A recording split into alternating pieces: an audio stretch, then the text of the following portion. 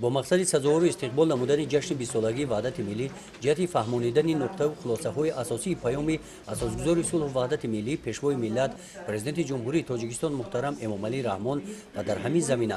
حصه گذاشتن در عملی گردیدن دستور سپارش و هدایت های پیشوای ملت در ناحیه واسع با آخری فعالان دایر گردید.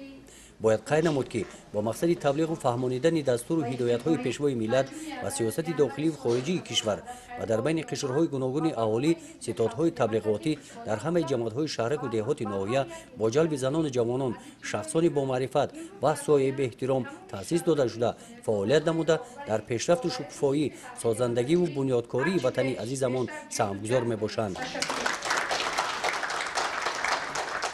در این واخوری رئیس کمیته اجرایی حزب خلقی دموکراتیک تاجیکستان در ولایت ختلان احمد جان علیزاده قید نمود که سال 2017 اعلان گردیدن سال جوانان بار دیگر ثابت ساخت که اساسگذار صلح و وحدت ملی پیشوای ملت پرزیدنت جمهوری تاجیکستان محترم امامعلی رحمان جوانان را تکیهگاهی با اعتماد دولت صاحب استقلال می‌داند و چگونه که تاکید نمودند جوانان ما در هر کجایی که باشند باید حس بلند ملی داشته باشند با وطن ملت دولت صاحب استقلال خود و زبان فرهنگ ملی خویش افتخار نمایند و برای حمایت آنها همیشه آماده و هوشیار و زیرک باشند.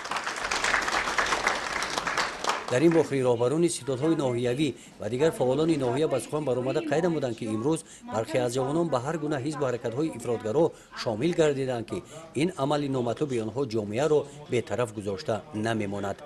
بنابراین ما را لازم است که برای پیشگیری جوانان از گرایش به حزب و حرکت‌های افراطی چاره‌های مشخص عملی نماییم. در جنبش تاکید کرده شد که ساکنان ناحیه واسع دستاوردهای دوران صاحب استقلالی وحدت ملی را با مسئولیت بلند در بین طبقه‌های گوناگون جامعه تبلیغ و تشویق نموده 20 سالگی وحدت ملی را در سطح بلند سیاسی تجلیل می‌نمایند. گزارش خواجه نظریف خدای نظر ظهورов از ناحیه واسع برای برنامه اطلاعاتی نوید.